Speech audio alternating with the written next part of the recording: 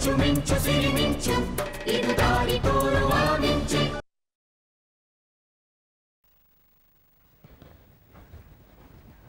ಜಗದೀಶ್, ಈ quotation amount ಸರಿಯಾಗಿದೆಯಾ ನೋಡಿ. ನೀನು ನೋಡ್ಕೋತಿದೆಯಲ್ಲ ಸರಿ ಇರುತ್ತೆ ಬಿಡು.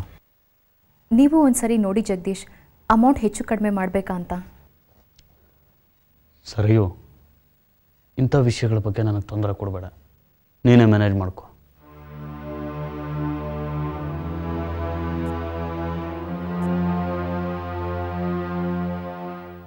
ಸರಿಯೋ, ಆ ಫೈನಲ್ಲಿ ತೊಗೊಂಡ್ಬಾರ್ದು.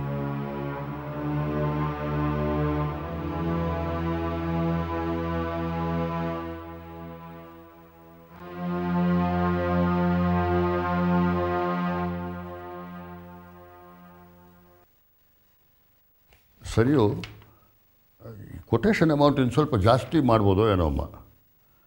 ಯಾಕೆಂದರೆ ಈ ಟೆಂಡರ್ಗೆ ಅಪ್ಲೈ ಮಾಡ್ತಾ ಇರೋರು ಒಂದು 3-4 ಕಂಪ್ನಿಗಳು ಮಾತ್ರ. ಮತ್ತು ಟೆಂಡರ್ ಕಾಲ್ ಫಾರ್ ಮಾಡಿದಾರಲ್ಲ, ಅವರು ಕಂಪ್ನಿಗಳ ರೆಪ್ಯುಟೇಷನ್ನು ನೋಡ್ತಾರೆ.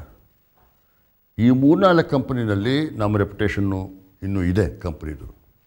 ಹಾಗಾಗಿ ಸ್ವಲ್ಪ ಅಮೌಂಟು ಜಾಸ್ತಿ ಮಾಡ್ಬೋದು ಅಂತ ಅನಿಸುತ್ತಮ್ಮ ನನಗೆ. ನೀವು ಒಂದು ಕೆಲಸ ಮಾಡು, ಅಮೌಂಟ್ ಜಾಸ್ತಿ ಮಾಡಿ ಕಳಿಸ್ಕೊಡು. ಹಾಂ, ಸರಿ ಅಪ್ಪಾಜಿ. ಓ ಮಗು ಅಳ್ತಾ ಇದೆ ನೋಡು. ಹಾಂ,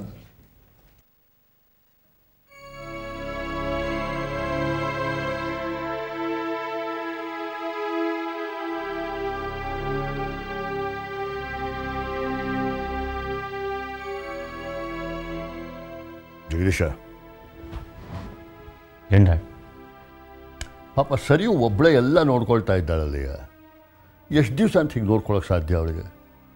ನೀ ಸ್ವಲ್ಪ ಗೈಡ್ ಮಾಡಬಾರ್ದು ಅವಳನ್ನ? ಡ್ಯಾಡ್, ಸರಿಯೋಗಿ ತೊಂದರೆ ಆಗ್ತಾಯಿದೆ ಅಂತ ನನಗೆ ಗೊತ್ತಾಗ್ತಾ ಇದೆ. ಆದರೆ ನಾನೇನು ಮಾಡಲಿ ಹೇಳಿ? ನಾನೀಗಾಗಲೇ ಬಿಸ್ನೆಸ್ನಲ್ಲಿ ಸಾಕಷ್ಟು ತಪ್ಪುಗಳು ಮಾಡಿದ್ದೀನಿ. ನಾನು ಹೇಗೆ ಅವಳನ್ನ ಗೈಡ್ ಮಾಡಲಿ?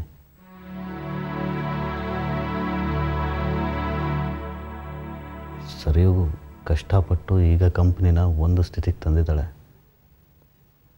ನನ್ನ ಸಜೆಷನ್ಸಿಂದ ಮತ್ತೆ ಪ್ರಾಬ್ಲಮ್ಗಳಾಗಬಾರ್ದು ಅಂತ ಸುಮ್ಮನಿದ್ದೀನಿ. ನೋಡೋ, ನೀನೊಬ್ಬನೇ ಅಲ್ಲ, ಬಿಸ್ನೆಸ್ ಮಾಡೋಕ್ಕಾಗೋದಿಲ್ಲ ಅಂತ ಕೈ ಕಟ್ಟು ಕೂತ್ಕೊಂಡ್ಬಿಟ್ನೇನು?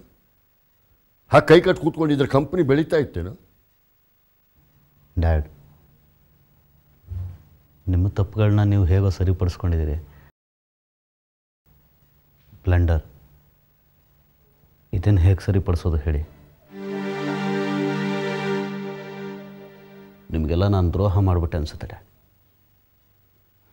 ನನ್ನಿಂದ ನಮ್ಮ ಕಂಪ್ನಿ ಹಾಳಾಗೋ ಸ್ಥಿತಿಗೆ ಬಂತು. ನಮ್ಮ ಮನೆ ಗೌರವ, ಘನತೆ, ಪ್ರತಿಷ್ಠೆ ಎಲ್ಲ ನನ್ನಿಂದನೇ ಮಣ್ಪಾಲಾಯಿತು. ನಾನೇ ಅಲ್ವಾ ರಾಜೀವಂಗೆ ಅವಕಾಶ ಮಾಡಿಕೊಟ್ಟಿದ್ದು.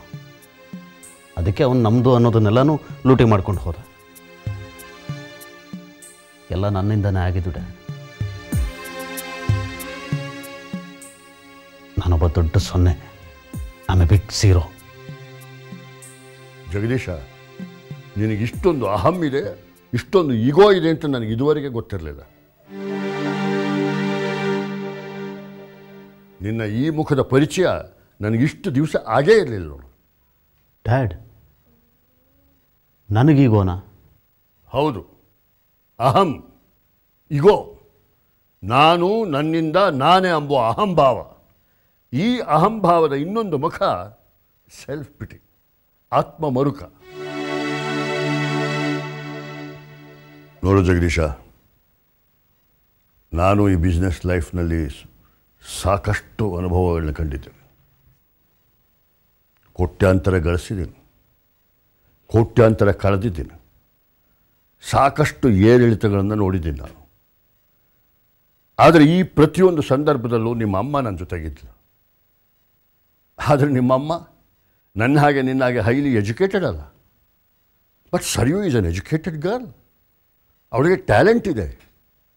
ನಾವೆಲ್ಲರೂ ಕೂಡ ಈ ಕಂಪ್ನಿ ಮಾರಿಬಿಡೋಣ ಅಂತಿದ್ದಾಗ ಅವಳೊಬ್ಬಳೇ ನಿನಗೋಸ್ಕರ ಈ ಕಂಪ್ನಿನ ಉಳಿಸ್ಕೊಂಡ್ಳು. ಬಟ್ ನೀನು ನಮ್ಮೆಲ್ಲರ ವಿರೋಧನ ಲೆಕ್ಕಿಸದೆ ಅವಳನ್ನ ಮದುವೆ ಆದೆ. ಬಟ್ ಇಷ್ಟು ಗೌರವ, ಇಷ್ಟು ಪ್ರೀತಿ, ಇಷ್ಟು ನಂಬಿಕೆ ಇಟ್ಕೊಂಡು ಬಂದ ಆ ಹುಡುಗಿಗೆ ಎಷ್ಟೊಂದು ದುಃಖ ಕೊಡ್ತಾ ಇದ್ದೀವಿ. ನಿನ್ನ ಅಹಂನಿಂದಾಗಿ ಎಷ್ಟು ನೋವು ಅನುಭವಿಸ್ತಾ ಇದ್ದಾಳೆ ಆ ಹುಡುಗಿ. ಡ್ಯಾಡ್, ಇದು ಅಹಂ ಅಲ್ಲ.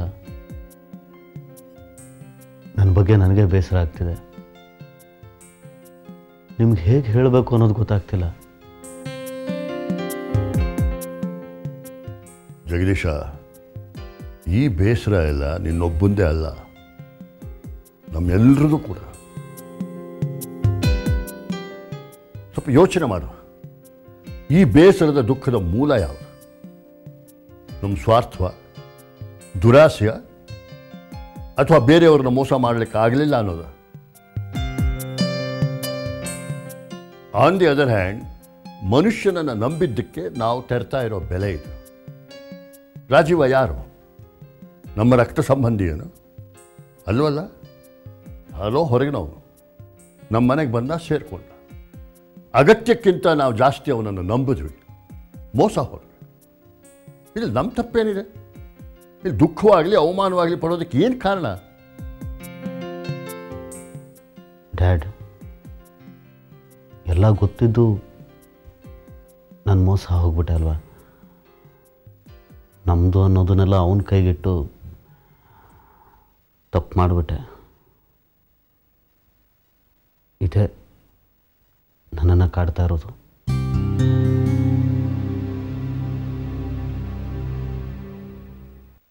ಜಗದೀಶ, ನೀನೊಬ್ಬನೇ ಅಲ್ಲ ತಪ್ಪು ಮಾಡಿದವನು.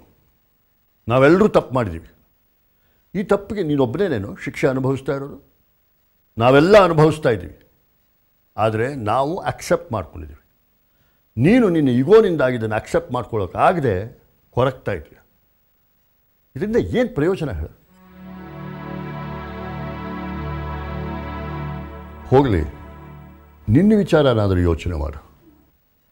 ಈ ಮನೆಯಿಂದ, ಕಂಪನಿಯಿಂದ ನೀವು ಹೊರಗೆ ಹೋದಾಗ ಏನಿತ್ತು ನಿನ್ನ ಕೈಲಿ? ಬಿಡಿ ಕಾಸಿರಲಿಲ್ಲ.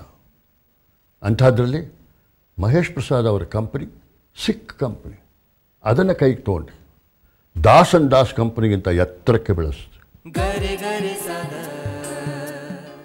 ನಿಜ ಹೇಳ್ತೀನಿ ಜಗದೀಶ, ನಿನ್ನಿಂದ ನಾನು ಅನೇಕ ವಿಚಾರಗಳನ್ನ ಕಲ್ತಿದ್ದೀನಿ. ಹೀಗೆ ಅನೇಕ ಕಷ್ಟಗಳನ್ನ ಎದುರಿಸಿ ಮುನ್ನುಗ್ಗಿದ ನೀನು ಇವತ್ತು ಹೀಗೆ ಹತಾಶನ ಕೂತಿರೋದು ನೋಡಿದ್ರೆ ನನಗೆ ನಂಬಲಿಕ್ಕೆ ಸಾಧ್ಯ ಆಗ್ತಿಲ್ಲ.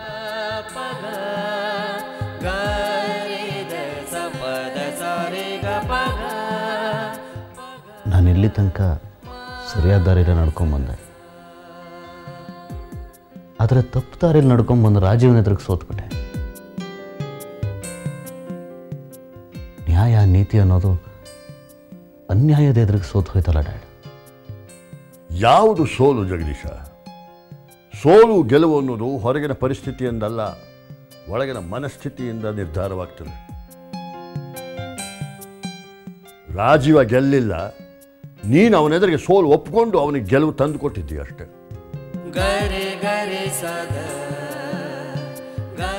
ಯಾವುದು ನಿಜವಾದ ಸೋಲು? ನಿನ್ನ ಭರವಸೆ, ಉತ್ಸಾಹಗಳನ್ನ ಕಳ್ಕೊಂಡು ಹೀಗೆ ನಿನ್ನ ಹತಾಶನ ಕೂತಿದೆಯಲ್ಲ, ಅದು ಸೋಲು. ನಿನ್ನನ್ನು ನೀನು ದೂಷಿಸ್ಕೊಂಡು ಹೀಗೆ ಶಿಕ್ಷಿಸ್ಕೊಳ್ತಾ ಇದೆಯಲ್ಲ, ಅದನ್ನು ನಮಗಿಷ್ಟೊಂದು ದುಃಖ ಕೊಟ್ಟಿದೆಯಲ್ಲ, ಅದು ಸೋಲು. ರಾಜೀವನಂಥ ಒಬ್ಬ ವಿಶ್ವಾಸಘಾತಕ, ನಂಬಿಕೆ ದ್ರೋಹಿ, ಕೊಲೆಗಾರ, ಅವನನ್ನು ಗೆಲ್ಲೋದಕ್ಕೆ ಬಿಟ್ಟು ನಿನ್ನನ್ನು ನೀನು ಅವನೆದುರಿಗೆ ಬಲಿಯಾಗಿ ಅರ್ಪಿಸ್ಕೊಳ್ತಾ ಇದೆಯಲ್ಲ, ಅದು ದೊಡ್ಡ ಸೋಲು.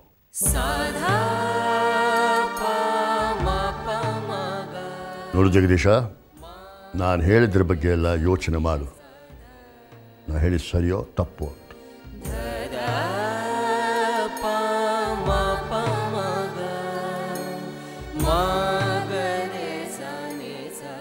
ಡ್ಯಾಡ್, ನೀವು ಯಾವತ್ತೂ ನನ್ನ ಹತ್ರ ಹೀಗೆ ಮಾತಾಡಿರಲಿಲ್ಲ. ನೀನು ಈ ಥರ ನಾನು ಮಾತನಾಡೋದಕ್ಕೆ ಅವಕಾಶವನ್ನು ಇದುವರೆಗೆ ಕೊಟ್ಟಿರಲಿಲ್ಲ. ಆದರೆ ಈಗ ನನಗೆ ಅವಕಾಶ ಕೊಟ್ಟಿ ಅಂತ ಹೇಳಿ ನನಗೇನು ಸಂತೋಷವೂ ಇಲ್ಲ.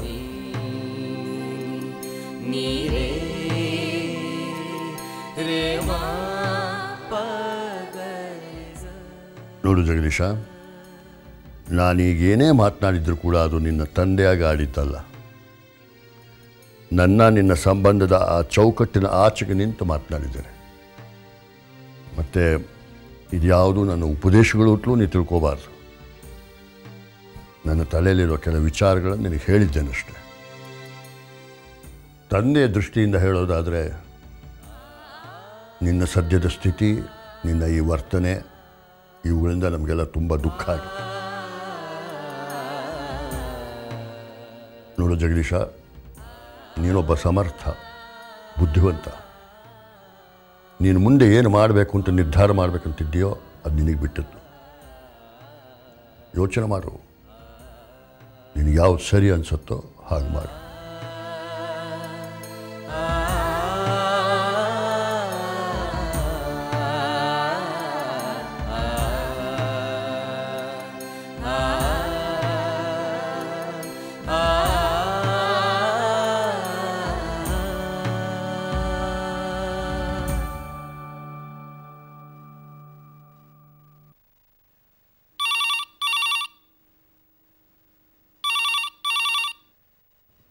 Hello. Mr. Bhandari, Shankar Das here. Hello, sir. How are you? Quite fine, thank you. Mr. Bhandari, free ಇದ್ದೀರೇನೋ? ಹಾಂ, ಹೇಳಿ ಸರ್.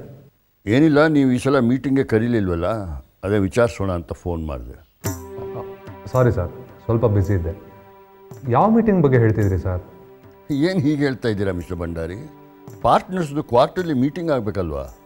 ಓ ಸರ್, ಆದರೆ ಕ್ವಾರ್ಟರ್ಲಿ ಮೀಟಿಂಗ್ ಕರೆಯುವಂಥ ಇಶ್ಯೂ ಯಾವುದು ಬಂದಿಲ್ಲ ಅಂದ್ಕೊಳ್ತೀನಿ ಸರ್. ತುಂಬ ಬ್ಯುಸಿ ಇದ್ದೀರಿ ಅಂತ ಕಾಣಿಸುತ್ತೆ, ಮರ್ತ್ಬಿಟ್ಟಿದ್ದೀರಿ. ಅಲ್ಲ, ಈ ಕ್ವಾರ್ಟರ್ಲಿ ಮೀಟಿಂಗ್ನಲ್ಲಿ ನಮ್ಮ ಬ್ಯಾಲೆನ್ಸ್ ಶೀಟು ಮತ್ತು ಪ್ರಾಫಿಟ್ ಶೇರಿಂಗು ಡಿಸ್ಕಷನ್ ಆಗಬೇಕಲ್ವಾ? ಓಹೋ, ಅದಾ? ಐ ಆಮ್ ಸಾರಿ ಸರ್, ಕೆಲಸದ ಒತ್ತಡದಲ್ಲಿ ಮರ್ತೇ ಬಿಟ್ಟಿದೆ. ಆ್ಯಸ್ ಅರ್ಲಿ ಆಸ್ ಪಾಸಿಬಲ್ ನಾನು ಮೀಟಿಂಗ್ನ ಅರೇಂಜ್ ಮಾಡ್ತೀನಿ sir, and I will keep you informed. Okay, thank you sir, thanks for reminding me. It's all right, thank you.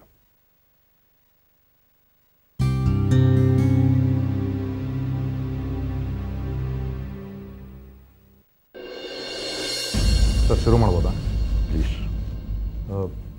ಈ meeting ಉದ್ದೇಶ ನಿಮ್ಗೆ ಗೊತ್ತೇ ಇದೆ. ನಾವು ಪಾರ್ಟ್ನರ್ಶಿಪ್ ಡೀಡ್ ಮಾಡ್ಕೊಂಡ್ಮೇಲೆ, ಅಂದರೆ ಮ್ಯಾನೇಜ್ಮೆಂಟ್ ನಮ್ದಾದ್ಮೇಲೆ, ಈ ಕ್ವಾರ್ಟರ್ನಲ್ಲಿ ಕಂಪನಿಲಿ ನಡೆದಿರೋ ಆಗು ಹೋಗುಗಳ ಬಗ್ಗೆ, ಲಾಭ ನಷ್ಟದ ಬಗ್ಗೆ ನಾವು ಡಿಸ್ಕಸ್ ಮಾಡೋದೇ ಈ ಮೀಟಿಂಗಿನ ಉದ್ದೇಶ. ಮಿಸ್ಟರ್ ಸಂಪತ್,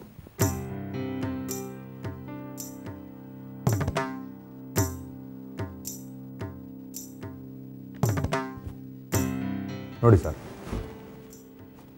ನಾವು ಹಾಕೊಂಡಿದ್ದ ಶೆಡ್ಯೂಲ್ ಪ್ರಕಾರ ಒಳ್ಳೆ ರೀತಿಯಲ್ಲೇ ಪ್ರೊಡಕ್ಷನ್ನ ಮುಗಿಸಿದ್ದೀವಿ. ಲೇಬರ್ಸ್ ಕೈಲಿ ಓ ಟಿ ಮಾಡಿಸಿ ಅಂದ್ಕೊಂಡಿದ್ದ ಟೈಮ್ಗಿಂತ ಮುಂಚೆನೇ ಟಾರ್ಗೆಟ್ನ ರೀಚ್ ಮಾಡಿದ್ದೀವಿ. ಇನ್ಫ್ಯಾಕ್ಟ್ ಲಾಭ ಕೂಡ ಬಂದಿದೆ ಕಂಪ್ನಿಗೆ.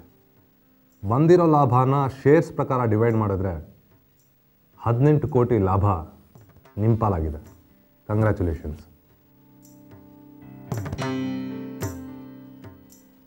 ಆದರೆ ಒಂದೇ ಒಂದು ಸೆಟ್ ಬ್ಯಾಕ್ ಆಗಿ ಸ್ವಲ್ಪ ತೊಂದರೆ ಆಗಿದೆ. ಒಂದು ದೊಡ್ಡ ಆರ್ಡರ್ನಲ್ಲಿ ಆದ ಲಾಸ್ ಎಲ್ಲ ಪ್ರಾಫಿಟ್ಗಳನ್ನು ನುಂಗು ಹಾಕ್ಬಿಟ್ಟಿದೆ.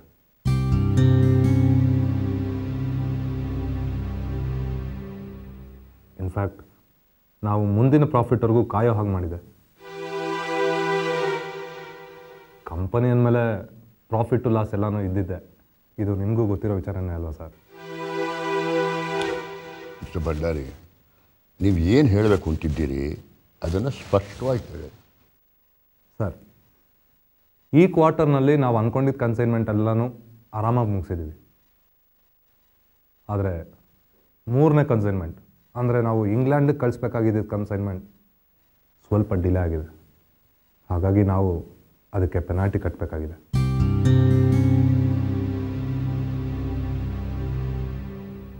ನಿಮಗೆ ಗೊತ್ತಲ್ಲ ಸರ್, ಇಂಟರ್ನ್ಯಾಷನಲ್ ಕಾಂಟ್ರಾಕ್ಟು ಅಂದರೆ ಪೆನಾಲ್ಟಿ ಕ್ಲಾಸ್ ತುಂಬ ಜಾಸ್ತಿನೇ ಇರುತ್ತೆ. ಹಾಗಾಗಿ ಪೌಂಡ್ಗಳ ಲೆಕ್ಕದಲ್ಲಿ ನಮ್ಮ ಮೇಲೆ ಪೆನಾಲ್ಟಿ ಹಾಕಿದ್ದಾರೆ ಇಂಗ್ಲೆಂಡ್ ಕಂಪನಿಯವರು. ನಾವು ಪಾರ್ಟ್ನರ್ಸ್ ಲಾಭಕ್ಕೆ ಹೇಗೆ ಭದ್ರಾಗಿರ್ತೀವೋ ನಷ್ಟಕ್ಕೂ ಹಾಗೆ ಹೊಣೆಯಾಗಿರ್ತೀವಿ. ಹಾಗಾಗಿ ಅವ್ರು ಹಾಕಿರೋ ಪೆನಾಲ್ಟಿನಲ್ಲಿ 38 ಕೋಟಿ ರೂಪಾಯಿ ನಿಮ್ಮ ಪಾಲಕ್ಕೆ ಬಂದಿದೆ.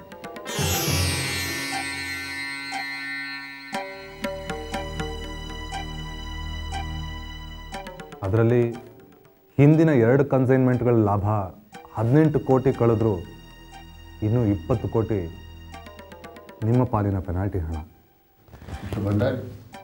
ಮಿಸ್ಟರ್ ಭಂಡಾರಿ, ಆದರೆ ಕನ್ಸೈನ್ಮೆಂಟ್ ಸರಿಯಾದ ಟೈಮ್ಗೆ ಹೋಗಿತ್ತಲ್ವ? ಇನ್ಫ್ಯಾಕ್ಟ್ ನಾವು ಸ್ವಲ್ಪ ಮುಂಚೆನೇ ಕಳಿಸಿದ್ವಿ. ಅದು ಹೇಗೆ ಡಿಲೇ ಆಯಿತು? ಕನ್ಸೈನ್ಮೆಂಟ್ನ ಸ್ವಲ್ಪ ಮುಂಚೆನೇ ಕಳಿಸಿದ್ದು ನಿಜ ಮೇಡಮ್, ಆದರೆ ಆಮೇಲೆ ತೊಂದರೆ ಆಯಿತು. Technical problems. Mister Sampath, madam, ನಾವು ಕಳಿಸಿದ ಟೈಮ್ಗೆ ಶಿಪ್ಪಿಂಗ್ ಯಾರ್ಡಲ್ಲಿ ಸ್ಟ್ರೈಕ್ ಇತ್ತು. ಅದು ಕ್ಲಿಯರ್ ಆದಮೇಲೆ ಮಳೆ ಶುರುವಾಯಿತು. ಎಲ್ಲ ದಾರಿಗಳು ಮುಚ್ಚೋಗಿತ್ತು. ಹಾಗಾಗಿ ಕನ್ಸೈನ್ಮೆಂಟ್ ಸ್ವಲ್ಪ ಡಿಲೇ ಆಯಿತು. ಅದರೆಲ್ಲ ಡೀಟೇಲ್ಸು ಈ ಫೈಲಲ್ಲಿದೆ ನೋಡಿ.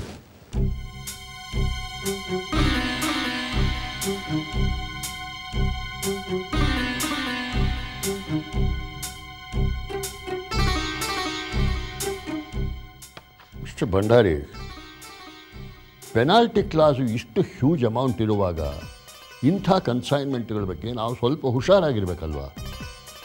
ಕನ್ಸೈನ್ಮೆಂಟ್ ಕಳಿಸೋದ್ರ ಬಗ್ಗೆ ನಾವು ಕಾನ್ಫಿಡೆಂಟಾಗೇ ಇದ್ವಿ ಸರ್, ಬಟ್ ಅನ್ಫಾರ್ಚುನೇಟ್ಲಿ ಹೀಗಾಗೋಯ್ತು.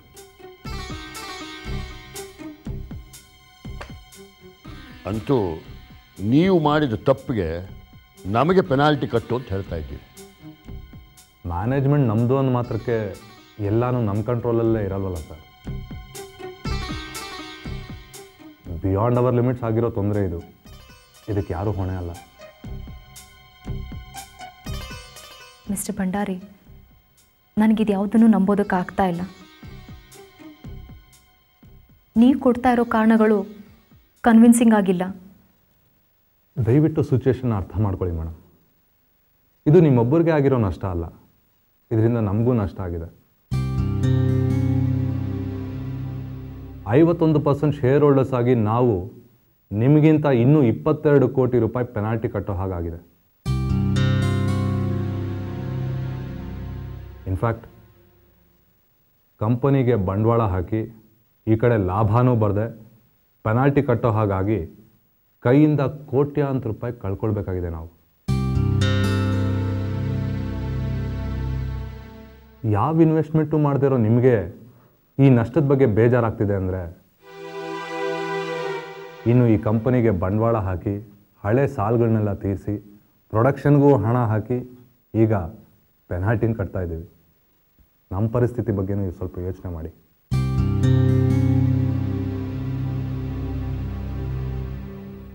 ವ್ಯವಹಾರ ಇವತ್ತಿಗೆ ಮುಗ್ದೋಗಲ್ವಲ್ಲ ಸರ್. ಇವತ್ತು ನಷ್ಟ ಆಗಿದೆ, ನಾಳೆ ಖಂಡಿತ ಲಾಭ ಆಗೇ ಆಗುತ್ತೆ. ಕಾಯಬೇಕಷ್ಟೆ.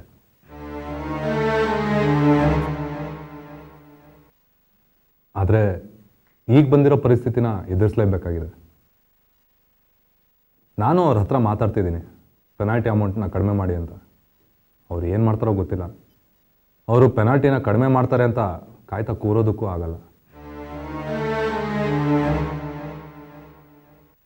ಸೊ ನಿಮ್ಮ ಪಾಲಿನ ಪೆನಾಲ್ಟಿ 20 ಕೋಟಿ ನಿಮ್ಮ ಮೇಲಿದೆ ಅನ್ನೋದು ನೆನಪಿರಲಿ.